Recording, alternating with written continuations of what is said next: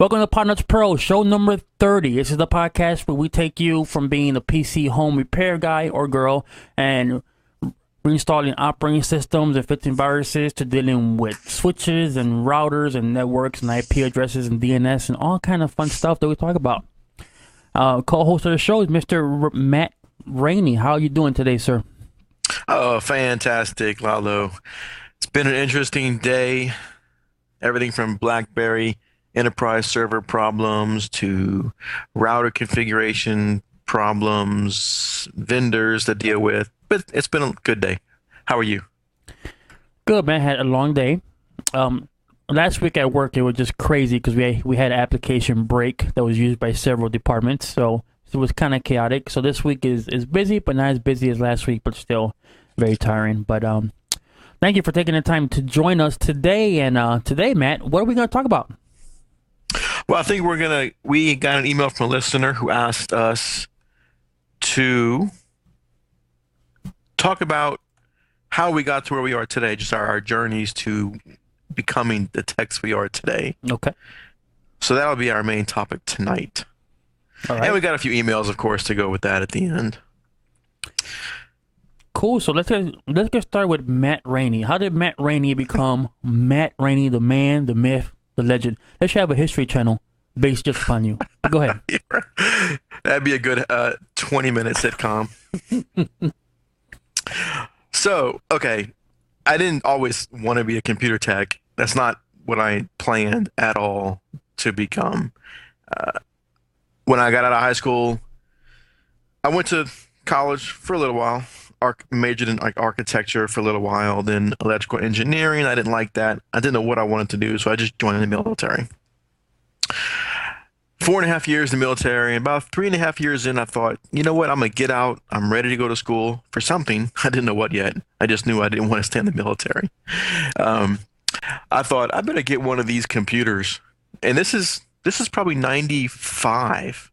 I'd never used a computer before. I was, I don't know, 22, 23. Never touched a computer. Wow. Yeah. So I figured I better get a computer so I can learn how to use a computer for when I go to school. I think it'll be important. So I went to the store, got my $3,000 Pentium 133. Yes.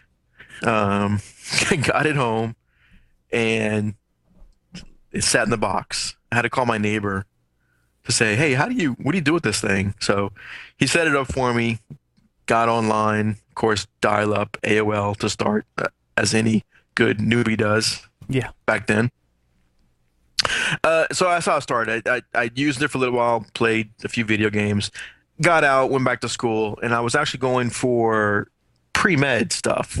Pre-med, I was going to be going to the medical field, probably physical therapy. So I was taking a lot of chemistries, physics, things like that.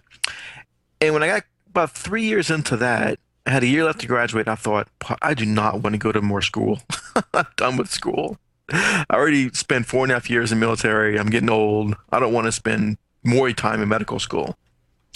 And a friend of mine told me, hey, he was working on this thing called the MCSE. And he says, you can make a lot of money if you get the MCSE. And I said, well, that sounds great. What is it? Can I go buy one? I don't know what that is. So he explained to me computer field. I said, well, I can do that. If you can do it, I can do it. I said. He said, oh, no. It's very hard to get a lot of study and a lot of stuff. So I said, well, that was like a challenge to me. Well, you tell me I can't get it? Okay, fine. I'm going to get it. So I got a bunch of old computers. And I don't remember where I got them from. I had a 6-foot folding table with like 8 computers on it. And I just started reading, getting the software, and just loading it, just testing things. So I did that for 6 months. I was about 6 months from graduation, and I decided to go get a job doing this. Actually, not even a job.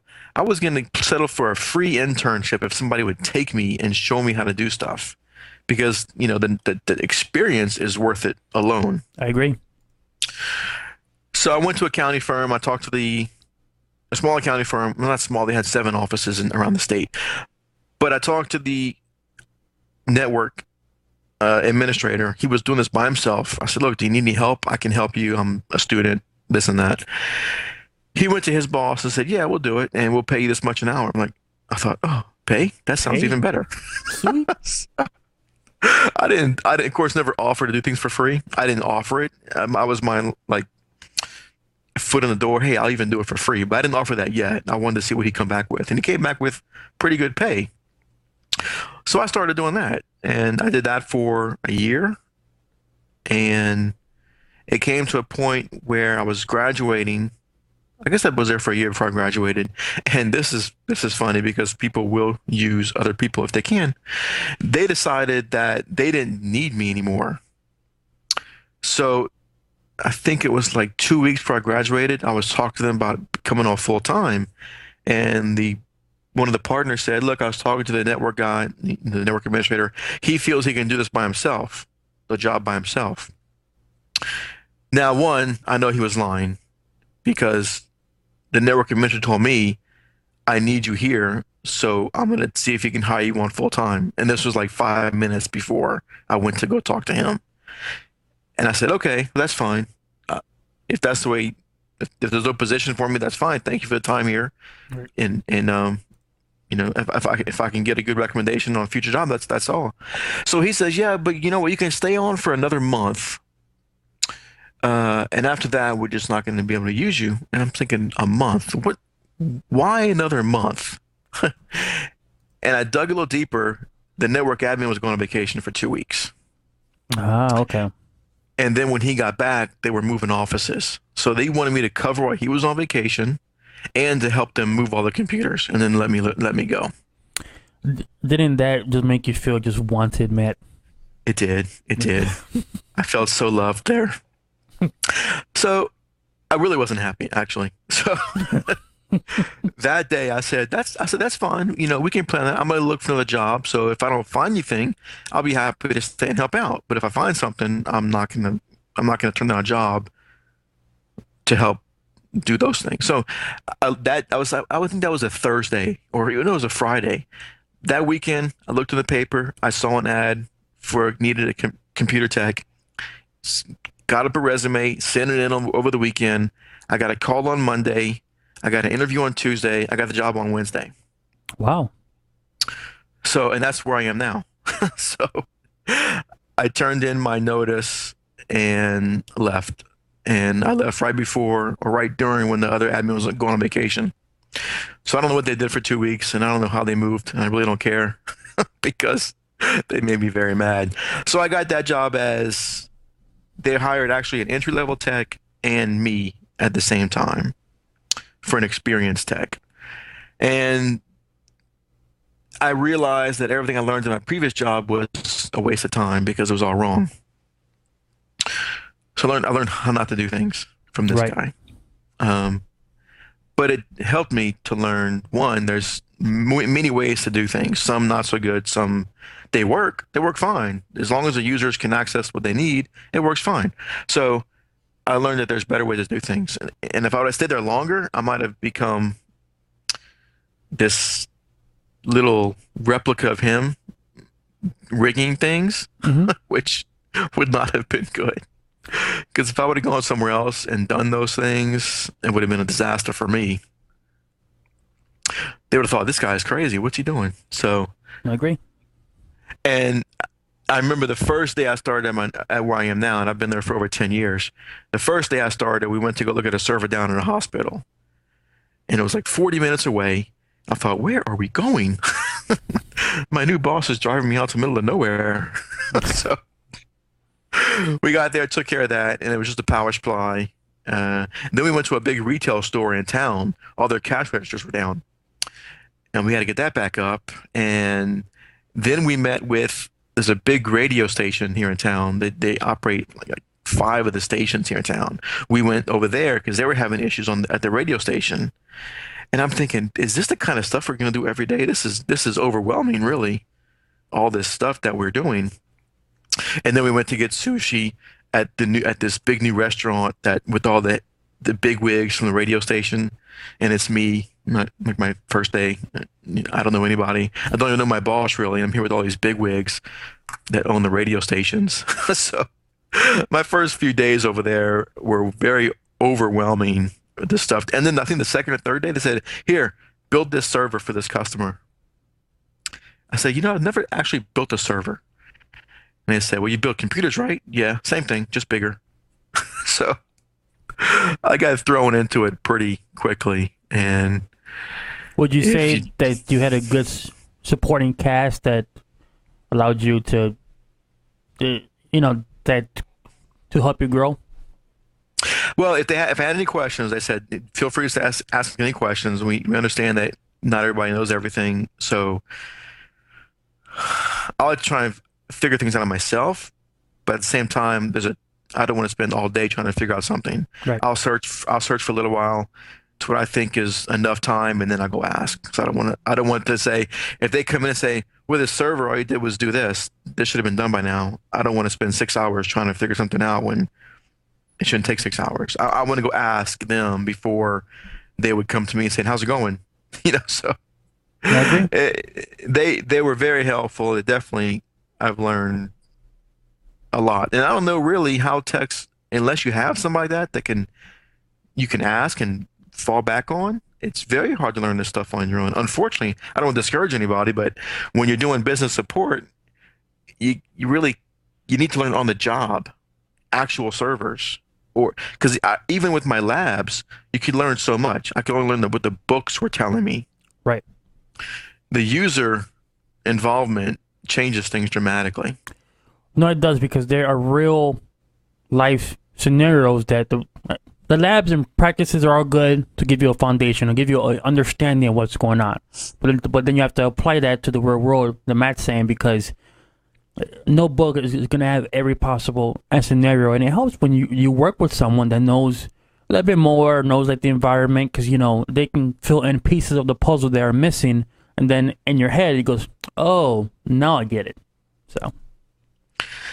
Yeah, and I was willing to do a internship for free, and not everybody is in a position to be able to do that. I was actually working 2 other jobs while going to school full time with a 6-month-old baby at home, Wow. and I was gonna do this. So my day was usually I'd go to my first job at about 3 in the morning till around 9 in the morning. Then I'd go to school from 10 to around 3. I had like 4 or 5 classes. Then I would go to work either at this intern or at another job. Some days I'd go to this job if I got out. I think some days I got out like at 1. So I'd go from like 1 to 5 at the intern. And then I go from 6 to midnight at my other job some days. I'd come home, get a few hours sleep, and go back to work again at 3. Wow. And I was in the National Guard. Sorry. I was in the National Guard, so did that on weekends, which actually was a break because I was only doing that. I got sleep on the weekends. Other than that, I was getting a few hours of sleep a night, plus the studying, plus the working. So throughout the years, did you ever experience a time where you kind of questioned what you were doing, if it was the correct field or not, or did you, like, what bumps in the road did you encounter? Well, the main issue I had when I was in school, when I got out of the military, I was spending all this time in school studying. Now, before I decided to go with the computer route, it was very easy. I was going to school and I was working. That was it. So some people that might seem like a lot, school full time and work full time, and I thought it was a lot too, until I added the other things. But it's just once I decided I didn't want to do anything medical, I had to think, great, what am I going to do now? Because I've already spent 3 years going to school. I need to find something. I don't want to go to school for 4 more years for anything. And I decided to look into the computers. And once I realized that I could do it, I never really looked back. I went with it, and I finished the school to get my bachelor's degree. Just finished it, took whatever courses and finished it. Just to have it. I didn't want to waste 3 years. Sure. So I got that, and I didn't really look back. Once this field was chosen, and especially after the first few months with the internship, I thought I can definitely do this. This is not that big of a deal. If you have the right mind, troubleshooting, understanding the steps, and at this point, really, remember, I had only used a computer for a couple of years at this point. I wasn't using it like some people when they were like 10, they were using computers. Right. No, I agree. I definitely agree. So after a few years of just using it, it just clicked. In the first couple of years I was using it, I was just learning with the mentality of I need to be able to figure out how to do this so I can write papers, do research online. I wasn't looking at it from I need to learn how to fix these things. Right. I was a user, not a A power technician. user, right? So it wasn't until my friend told me about this MCSE program that I looked at it from the technician side. Uh, and as a side note, he never got his MCSE. I did. Cool, cool, man. But I think you'll know if you like it, especially if you, after a few months, I think you'll know if you like it. As with anything, if you're doing it for 6 months, a year, I think you can just tell. And I can tell why I didn't mind going to work. When I got this job hired full time, I knew it was like a vacation. I was only working 8 hours a day. Compared to everything I was doing, I was only working 8 hours a day, Monday through Friday. So it was a vacation. But even over the years, I never, and I still do not ever think, I don't want to go to work. So that's how you know if you're going to be able to do it for a long time. And with anything, if you dread going to work every day, that's not the right job for you. I So, know, and I agree, and I've been fortunate the jobs that I've had. You know, here's a $10,000 piece of equipment. Go ahead and play with it and try to break it and see if it's good for us. Okay, sure. You know, so um, how I started when I was 14. I take that back. I actually out of high school and well in 1996, a friend had we went to go play some basketball. Then he took me to his house and he goes, "Oh, we got a new PC." I said, "Oh, really?" And he took me to his dad's office and had Windows 95. And I was like, "What would you use a PC for?" And he showed me how to create like a folder, you know, the right click, a new folder. But he goes, "But check this out." So he opened up a command prompt and then he did it through the command prompt. And that was the gotcha. That's what intrigued me. Like the fact that you can do something an alternative way than just, you know, doing like a right click. So I somehow I got a Pentium 133. It was a gateway, them big ugly towers. So I got mhm. one of those. I got my hands on a 98 disc, and I invaded my mom's a kitchen table, and she's like, "What are you doing?" I was like, "Hush, I'm going to install Windows." And it took me about 4.5 hours to install the Windows 98 because I had no idea what I was doing. So I was still using F disk and trying to build partitions and trying to install the operating system, and so it was very painful. But that was a learning experience for me. And then after that, I slowly started to become a user. I would always reformat my bots, do dual boots, or the case may be. And then one day I went to Best Buy and I applied for a job. This is in 1997. Way before the Geek Squad, and I applied for a job. And I told the guy, I have no experience. I'm willing to learn. I said, I don't care what the pay is. I want to learn how to fix the PCs. And his name is Bob, and hopefully he is listening because he is one of the greatest guys I've ever met. So he took me in, and for the first 3 months, I just like a sponge absorbed his information, and I learned a lot from him. And it got to the point where I evolved. He went to a different store, and I became the service supervisor. And then my store did good, and it got to the point where I would be shipped to different stores and work there for a few months at a time, just with their technical staff, and build that up. And it was pretty neat. So I did work at Best Buy through the Windows 95 all the way up to the Windows XP days. And then but I will tell you, Matt, at Best Buy when I used to work there, I could not tell you what the difference between a router was and a switch. I didn't had zero knowledge of networking. Now you might ask, well, how did you get by? I always hired with someone that was a networking the guru, and I always scheduled him when I was working. So if I had a customer that had a networking question, I was like, I'll go see Dave here. He's a guru. But then after a while, almost with 15 PCs, I kind of got bored of it. And, I'm going to be honest, I got bored of it because then I said I wanted something more challenging. So then also I left the Best Buy because this was in the era where they were trying to introduce Geek Squad and they were trying to sell grandma $4,000 PC and sell, it wasn't about the customer service anymore. It was about let's upsell, let the customer so we can make profit. And this was in Chicago, by the way. So then I went to school. I got my bachelor's, and then that's where I got into networking and bought some switches. I had a bunch of virtual machines. I had physical machines. The girl that I was dating at the time thought I was psychotic because I had like 8 or 9 PCs. But I mean, I kind of did practice labs. So I got a job with a small business, well, a medium size. The business. I was part of their PC support staff, and the network admin left to go to a different job. So here I was saying, okay, I'm gonna get an opportunity to shine. Then I seen the job posted on Monster.com, so I was kind of pissed off. So Yeah. I walked inside the president's door. I said, "Can I talk to you for a few minutes?" And he's like, "Sure." And I sat down, real, the polite now. I didn't do a gangster. I just did it real, the polite. I told him that I was a little bit offended because I didn't have the opportunity to prove to him that I could do the job. I said I feel that I'm qualified. I had the education. Blah blah blah. And he took a sip of his coffee and gave me a look. He said, "I'll give you 1 month. If you can't do it, then you'll go back to your old position, and then we'll hire someone." And he appreciated. He told me later that he appreciated the fact that I went in there and he called it kind of ballsy, but I mean, I did it in the most professional way. I wasn't rude about it.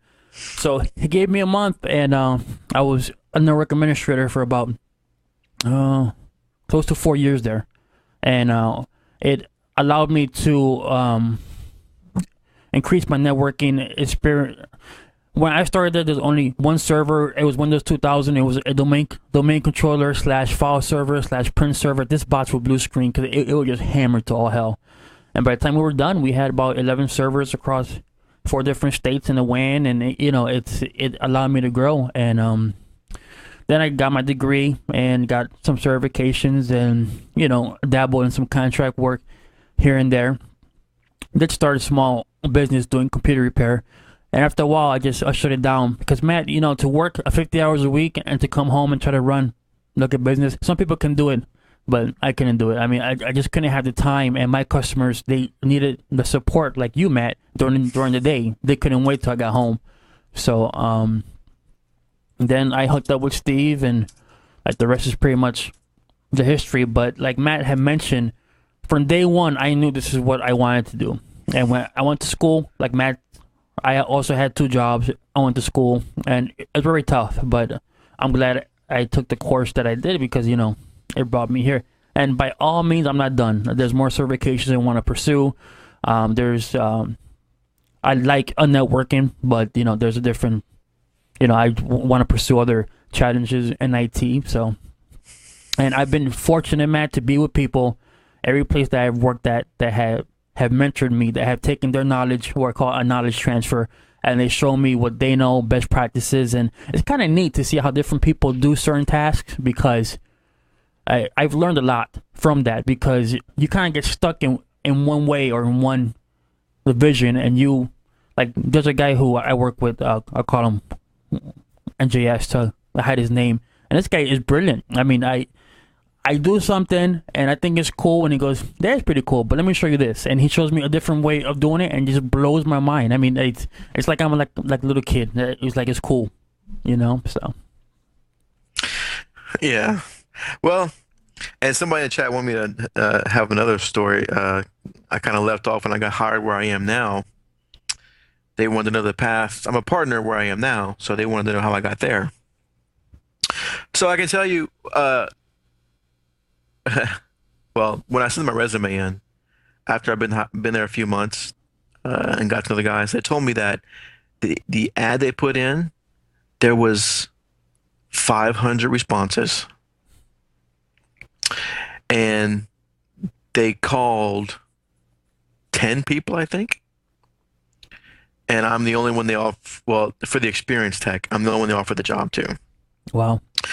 So that's, of course, that goes back to resume writing and this, and that. And I've seen a lot of resumes over the past 7 or 8 years that are pretty bad, but that's a whole nother topic. But a good resume and being on time and dressing nice to your interview. Yes. That's just some quick tips. Uh, I've seen. I remember listening in on one interview. I was out to the side story where they asked him, can you build a PC from the ground up?" And he says, "Oh yeah, yeah. You get that computer, you get that screwdriver." I mean, he's making screwdriver noises like elect electric, and he's like acting it out. That was kind of strange. I thought he didn't get the job. Yeah, but he did have good acting skills though. Yeah, he should have been in drama or something. Yeah, and when I used to hire people at Best Buy or jobs that I've been at where I've been IT manager, experience was that for me was one factor.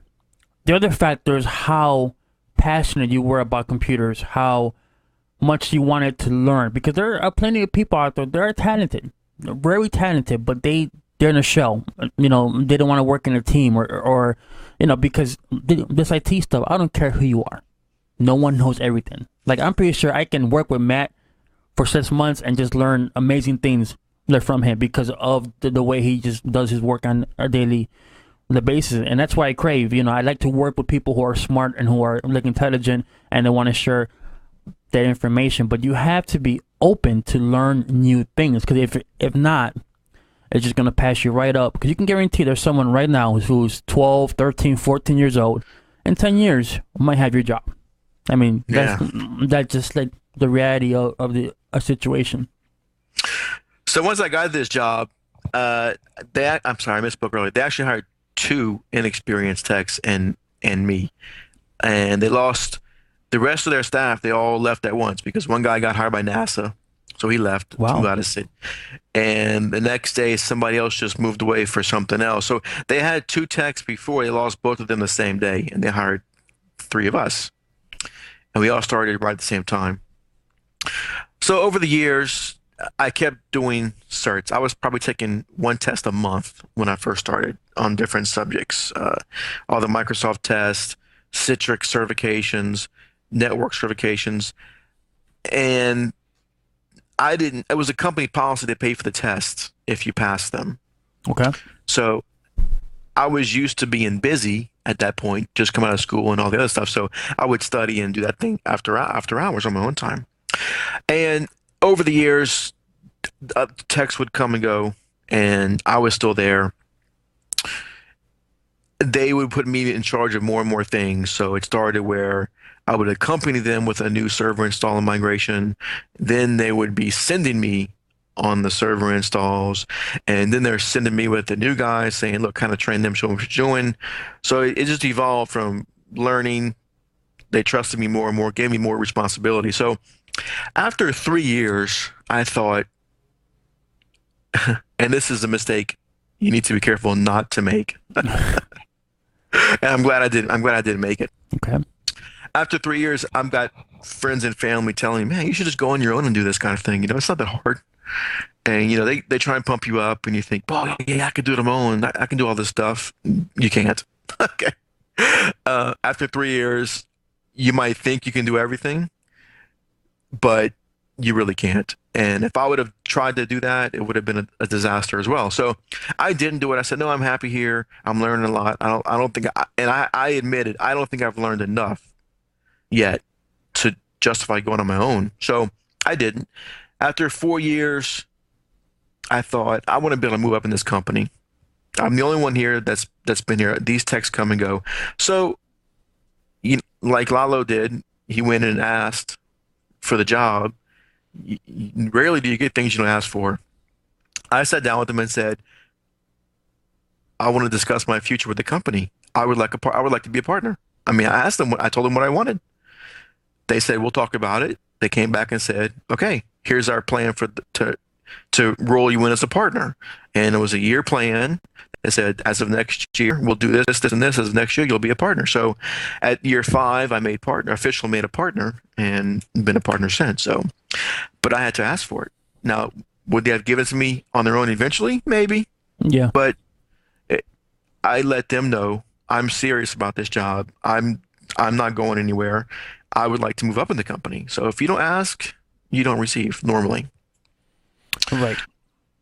And there's an art to asking, like Matt's saying. You don't go, like when I used to manage folks and people would come inside my office and be kind of bossy and pushy and pissy, and I don't want to hear all that.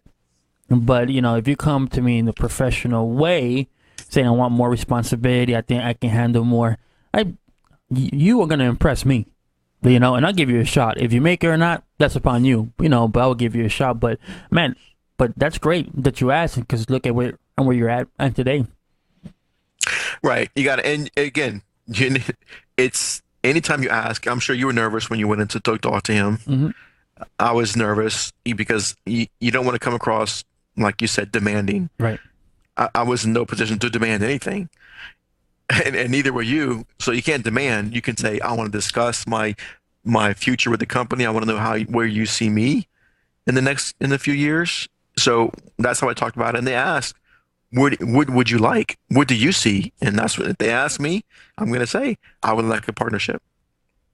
So, I mean, at that time, I was supposedly I was managing their techs, but I told them I wanted more. So, you know what you're going to say, because when you go in there, you're going to be nervous. So I know. And even to this day, I don't feel like I know enough, you know, and I've been doing this since 1996, and I've, have the education, the certification, the real life look experience, but every once in a while, I will still run into something going, I'm still learning, like, you know, I've never seen that before, and, you know, but then got to the foundation that I have built through all the, jobs I've had. It makes dealing with that problem a lot easier. I remember dealing with issues like, my program doesn't work. I'm like, oh my God, what am I going to do?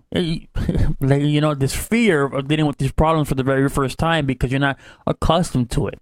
Now, it's very simple. There's troubleshooting steps. There's plan A, B. Now it's just a process that's in my head that I go over and over again. But, yeah, it's kind of fun to see like the new guys like come aboard and kind of see the deer in the headlight look. And you're like, all right, don't worry about it. I will take care of it. So.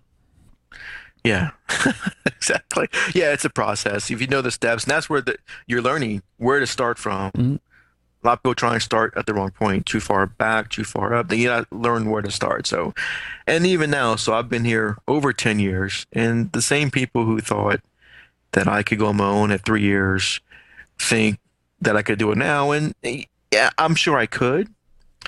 I think I know enough now to do it, but being here for over 10 years, I also see the drawbacks of that.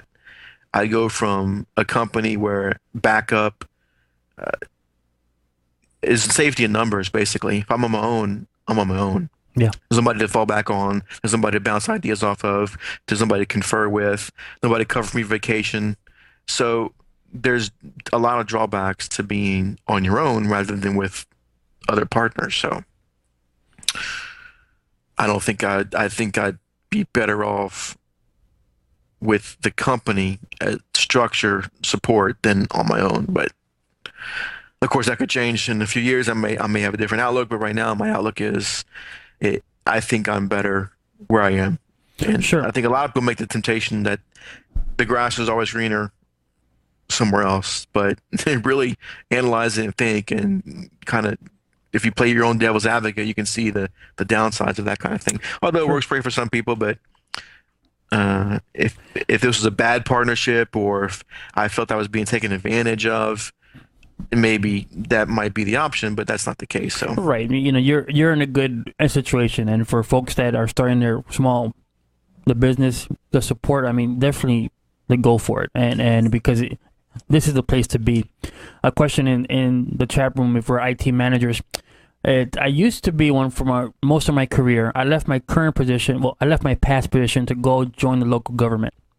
So now I'm part of a team.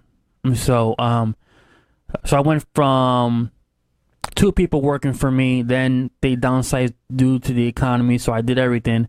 To now there's 9 or 10 people on my team, and it's great because we all have different skills and talents. So I kind of stepped away from management to be part of a bigger picture here, because at this place I have a better chance of getting promoted. Like it's about 20 times the size of the company that I used to come. So, like Matt's saying, in my life right now, it made sense for me to go be part of this organization that I am part of now, because the potential is just there to do a lot of things. So, And IT manager, I do calls all day long. I'm going on site. I try not to go on site much.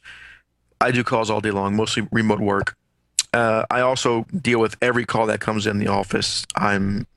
It's assigned to me. I schedule it. I reassign it to a tech. I'm also following up on all the other tech, so I manage everything they do, and I'm still doing calls. So I'm not doing purely managing. In a small firm, you really need to bill, or else you're just dead weight overhead. So I actually do. I think the past few, I've done more billing than anybody else. Plus, I do the managing of the other techs. And today, my duties are involving several different projects. We're now deploying Windows 7 through automation now, through about 4,000 PCs. I do scripts and packages and deploy applications automatically. I still deal with end users who can't do certain things. I evaluate hardware, so I get hardware that at the time is not out on the market yet from HP to see if it coincides with our current environment. And there's also some future projects that I'm being involved in, so it's pretty neat. So you have some secret HP products, or is it just like the new desktop or something? Right, like the HP Slate, and we had it before it actually hit the market. What do you think about the Slate? I had a couple of Slates. I'm not too crazy about it. I'm not. It's I'd rather have an iPad. I'm just saying. I mean, it's nice because it runs a Windows operating system, and you can lock it down, like through group policy, and you can join it to the domain. It's not just functional for end user. No, I didn't think that the interface for Windows is very touch compatible. It's easy to touch on the wrong thing is the problem I was having. No, and I agree. And but we're gonna for a VDI to connect to a virtual desktop. It might fit the bill, but to use it as a production piece on a daily basis, I don't think so. But we have about 10 of them. So, did you get the touchpad yet? Is it the HP touchpad? That's their new one. Yeah. Running WebOS. Nope, I haven't. I've read about it, but one has not come across my desk yet. So. Now, did they send this to you just to test it, or do you have to request it? The managers run the project, so depending on what they're doing, and they might have a prototype of a project, and then we evaluate the hardware or software to see if it fits the networking environment, and then depending on our recommendation, then we pursue what's that called? And then you actually take a small sample of production and see if you can use it in production, and there's all type of testing and more testing, and before you even think about actually buying a couple hundred. So cool. Yeah, so it's pretty neat. Yeah, and we have test beds too, but it's the word a pilot.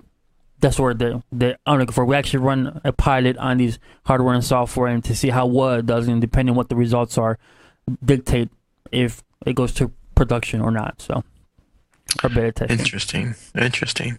So y'all an HP shop mostly? Or? Yeah, HP shop. Yeah, that's what we do that most as well. Mm-hmm. Our common desktops are 5850s, which is pretty common out there. But we have about 12 different HP models, 10 different laptop models, so it's pretty neat. I like it when customers, because a lot of customers ask me, what do you sell, Dell or HP? And I say, well, I can get either one. And I think I told a story before where they have 50 HPs and one hard drive crashes, so they want to switch to Dell. That's funny. Hmm. I want to use Dell from now on. Okay. And we switch to Dell, and 2 years later, a hard drive crashes. I want to go back to HP. But Or DYs, as one customer calls them. I have a DY. DY, huh? Mhm. But but that's the journey that I've taken. I've always set goals for yourself. I wanted to be supervisor at a certain age, and I did it. And then I went to school before I even knew what a router or switch was. I told myself I want to be a network administrator by a certain time, and I achieved that. And so now I got some goals, and that's what I'm working on now. You will work long hours. I mean, you have to put some dedication in it, and but that's just part of the gig. As Matt will probably agree. And you can't just kick your feet up and then and just have this information come to you, or you have to kind of get in the grind. Absolutely. When I was taking all the certifications, they told me years later they liked that. They liked that I wanted to learn because a lot of techs will come in 8 to 5. At 5 o'clock, they're out the door. That tells them, of course, they're only here when they have to be here. Mm-hmm. I can't tell you how long, many times, almost pretty much every day. It's very rare I leave at 5. Mm-hmm. Even when I wasn't a partner, I'd be working till 6, 7, 8, 9 o'clock at night, whatever they need. And I told them up front, you need anything? I don't care if it's night, weekend, I'm available. Give me a call. Mm-hmm. So I remember, so you have to be willing. I knew I wanted to impress and move ahead in this field. And if you do the bare minimum, you're not going to stand out. That's for sure. So my wife complained a lot about me working so many hours, but she didn't complain when I made partner. So, Oh no, and I definitely agree. And that's the unfortunate side of all this is that most of these positions are salaried. I mean, you do get paid an hourly wage, but you rarely work 40-hour work weeks, which is I got my own opinion why we are the salary, but that's just the reality of the situation. And me personally, I do with projects. We have deadlines, so the project is running that kind of late means I'm gonna drink some more coffee from the Waffle House and stay at work a little bit longer. yeah, So, I'll do 40 hours in 3 days normally. So, oh, I mean, so a lot of times I'm working out. Even when I come home, I'm not done. I might come home at 6 or 6:30, but then I'll just connect and work a little while remotely from someplace. So then if you're also at a gig where they offer free training, go for it. Take advantage of it.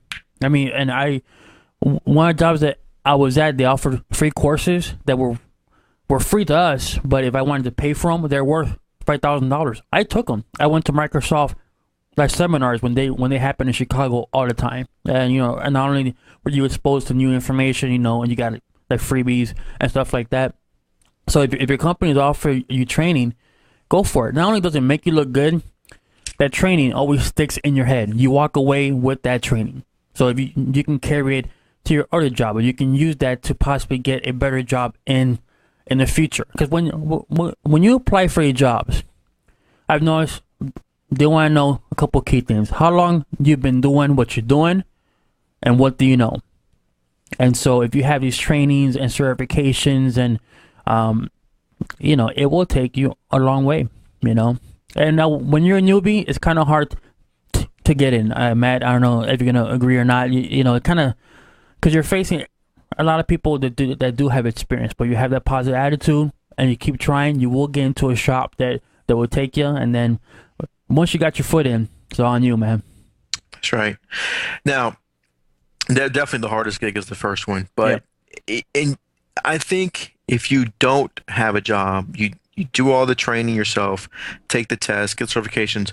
So when you go for an interview, you might have all these certifications. Now, if that was me and I'm going in with the thought certifications with no experience, you definitely don't want to act like you know everything. You can say, I've been studying, I know the basics. I know enough to pass the certification test. I understand it's not real world experience, but this just shows a foundation of learning. Because some people will get those certifications and build themselves out as an expert on all things Microsoft. Hmm. When you ask them a question like, if your computer's locking up, how do you troubleshoot it? And they draw a blank. Okay, well, your MCSE is not doing me any good if you can't troubleshoot a basic lockup on a computer. And Matt is exactly right. And I don't mean to laugh, but when I used to conduct like interviews with this face, 'cause I was real serious. But one of the most simple questions that I would ask is, if a client calls you up and tells you that they can't get on the network, I'm like, what do you do? And that simple stuff. Try to ping the workstation, do an IP, the config, and they have like the user. I mean, simple stuff like that. They couldn't spit that out, and that told me, well, I guess you haven't done this for a long time. No. But if you have the search without experience, I'd be upfront and say, I am willing to be taught anything. I have this. I understand it's not real. I'm willing to be taught. But of course, you need the basics. Right. But if you having those certification, those are the basics that you should come out of that, because Matt's saying is very correct. I would hire people that didn't have the experience, man, but they had the passion to learn. I mean, because you can't really fake that. I'm sorry.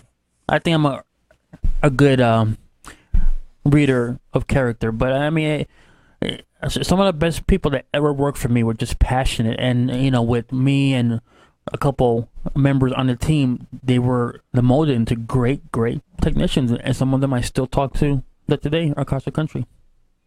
And I wouldn't even mind if, let's say I asked the MCSE, what do you do if a computer locks up? He might have a, I would rather an introvert person say, I'm going to Google it. Okay, at least you know where to start. At least you can start troubleshooting something. Sure. I don't mind if you Google. I Google things all the time. Mm-hmm. But, have an answer, but don't oversell yourself. I can't tell you how many people overbill themselves. And the first day, we've had people come in, didn't last for a week because they said they could do this. The first thing you have them do is that, and they can't do it. Mm-hmm. And I'm sorry, if you say you can do it, you need to do it. No, and that's exactly what I would do. If you came on board, I would just throw you in the fire for the first week. A, to kind of see you sweat, to see how you handle the pressure, and two, it gives me a good measurement of where you're at. One guy, I asked him to, it was like he had to copy a couple drivers, and they were kind of large, and I told him to copy on a flash drive. 20 minutes later, and I come back, and he actually had no idea how to put files on a flash drive. Copy and paste wasn't in the certification book, right? So let's just say that he didn't pass his probation. But I mean, when you get thrown into the fire, and that's where you learn a lot. And if you have no experience, like Matt's saying, that's okay. If you tell them that I went to school, I have virtual labs, I've if you have the passion for it, a lot of people will take you in, because those are the type of people that they want on their team. Team players. So. Of course, he could have said, well, I'm more of an upper level kind of guy. I don't get involved in all the copying and pasting that needs to be done. Yes. In fact, we had one guy from one of our past jobs, like to interview for my position, because I was leaving. I left gracefully. I gave them my whole, I gave them a 30-day notice, and they said, well, congratulations, and would you mind helping hiring like the next person? I'm like, yeah, sure. So, I sat there like in the room, and they asked, I told them, so what's a DHCP a reservation? Well, and the guy said, well, I deal more with the paperwork side of things. Okay. At least if he's honest, yeah. Yeah, but of course, but you should have seen. Yeah, but you should have seen this guy's resume. I thought that he was Bill Gates himself. Okay. See, some people, you ask that kind of question, and they'll say, well, if you look at the layer 3 networking protocol, okay, that's not what I want to hear. Don't try and get me with your tech speak. It's not going to work. So again, just be yourself. Be very professional. Good handshake, eye contact. Be confident. Whatever experience you do have, if it's a lot or like a little bit, whatever you bring to the table, bring it to the table and bring it strong, and it should be okay. And it will take time. There's been a lot of painful days that I went home a pissed off young man, but but those are the days that just make you who you are. So. Yeah, and like I said, I was going to do a free intern with knowing that I had to work somewhere else to make money. And I'm being paid with experience.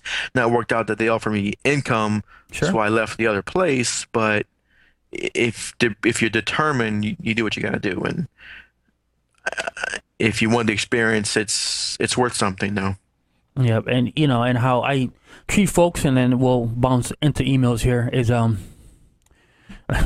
like it's funny because I don't poke fun at you. If you come and ask me a question, and even if it was like a oh duh, I don't poke fun at you, and I walk you through it. And now, if you come ask you again, I might poke fun at you. But like already told you the first time, you should have been paying attention. But I mean, it's okay. And there are certain things that even unto this day that hey man, can you show me how you did that? There's no shame in doing that, man. I mean, I got like them black and white spotted journal books, Matt. I got like tons, all full with notes and like commands and stuff like that. That's how I learn it. I gotta take notes. So. Yeah. Well, my techs, if they come ask me a simple question, I do help them. Of course, I tell them, ask me. Feel free to ask me anything you want, because I don't want you spending 3 hours on something I can only build 30 minutes for. So Yes. come and ask me. But if they do ask me a simple duh question, I have an easy button, and I'll just press it. That was easy. So. Yeah. I always like to explain things to folks so I kind of drag the answer out of them, so they go through a thought process and they go, oh, okay. Because if you just tell someone to do A, B, and C, it doesn't stick. But you have an intellectual conversation, you kind of draw the answer out. They go, oh, okay. You putting the pieces all together, like we stated. Yeah. You gotta be like Yoda. Gotta. If they ask you, how do you create a new DHEP scope? How do you think you create a new DHEP scope? But I asked you the question. Now I'm asking you the question. I'm confused. All right, so man. we got some emails. Yeah, man. Is there anything else that you wanted to add to the great Matt Lorraine life story on ABC? It's the great Lalo Rising. Yeah, no. No, All right. No, it was just I got lucky. I mean, I'll say I just got lucky. That job happened to be in the paper the exact day I was looking for a job, and I got lucky.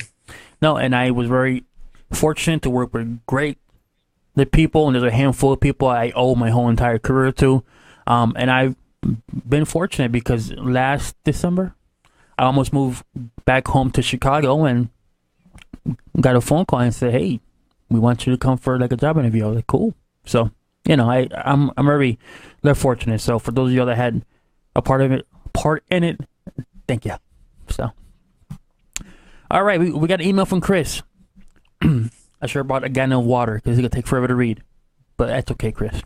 Matt and Lalo, I love the show. I just started listening a few weeks ago, so I'm listening to all of them, trying to catch up. So you may have already covered my show's suggestion. I'd like to hear how you deal with data migration. For example, when going into a new client's office, it's rare that they're going to want all new computers to go with a new server. When installing the new server, the current workstations are going to be transferred to a domain for the first time. I'd like to know how you deal with the local user accounts and data tied to them when moving to a domain account. I've been doing it by hand, but thought there has to be a better way.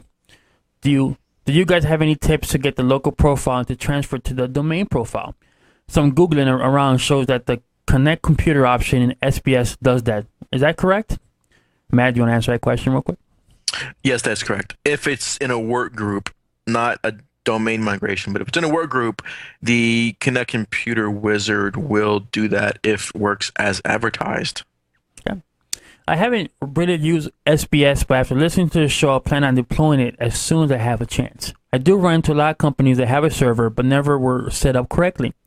So a way to do this in standard server would be great. User profiles, I imagine that you're talking about the desktop items, the My Documents, the favorites. If you're talking about Outlook, inside Documents and Settings, the username, app data, the Microsoft.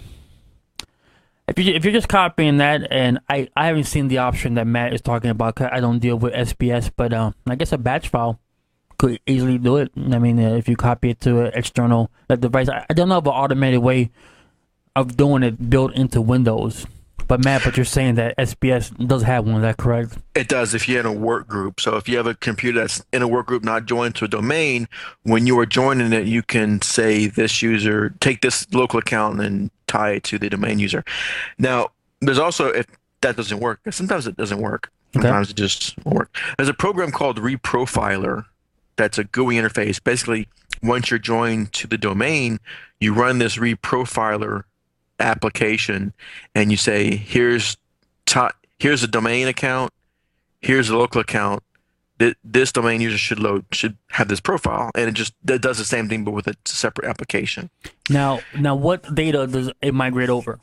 What it does in the background is it'll change the registry and the permissions. So when you log in as Mary on the domain and you had a Mary local account, it just says, okay, when Mary domain logs in, it should load this profile.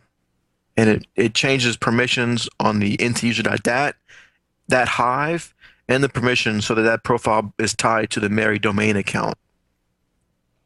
Now, it depends. Sometimes I don't want to save profiles because their profiles may be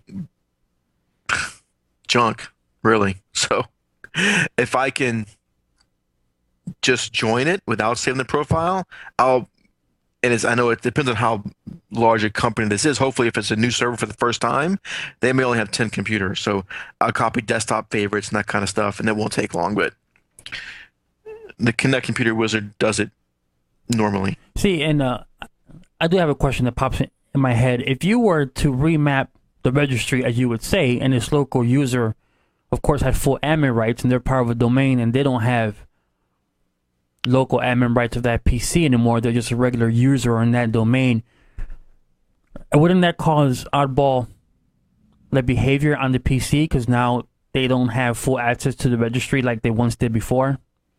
Well, to install programs, normally in small businesses, we do make them local admins. Okay. On the computers. But for this registry thing to work, and I've before this program came out, I used to do it manually. I had a whole paper on how to do this manually, where you load the int-user.dat hive, change the permissions on the profile. So it's a whole way. But this Reprofiler, if you do a Google for Reprofiler, you'll find it. It's a free utility. That's easy to use, especially after the fact that comes along if you want to tie a local user account to a domain profile. Okay. Now, in a bigger environment, when someone asks me for a local admin rights, I go, no, my small friend. Let me figure out what part of the registry that you need access to, and then I'll give you access to that. Right. And I'm because we have a standard operating procedure that no one gets local admin rights without proper approval from management. But a lot of times I can narrow down what portion of the registry, what hive, or what key that they need for access to, and they're good to go. And they go, but I don't have full admin rights. No, but you can work now, my friend. You can now work. And that's, if you have an in-house IT staff, that's a better way to go for sure. But these companies don't, if they're small businesses and they have 15 computers, they don't necessarily want to call you every time. Right. They want to install something. Now, we have some clients that are locked down, that they aren't local admins, so they're restricted, and when they need something installed, they have to call us, but they have service agreements for that. So no, sure. And I completely understand that in a small business, it would make business sense to make everybody a local admins. And yes, someone made a comment about sys internals. Yes, I know that whole suite of tools all too well. I love it. Yep. All right. The second paragraph attaches a photo of a router I ran into this week. The client called and said that the internet was running slow.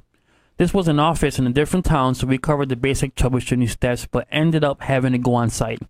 I'm still unsure as to why they did not mention the condition of the router when I had them power cycle it. Would have saved us both some time. This was a new client, and we had not been to this branch office yet.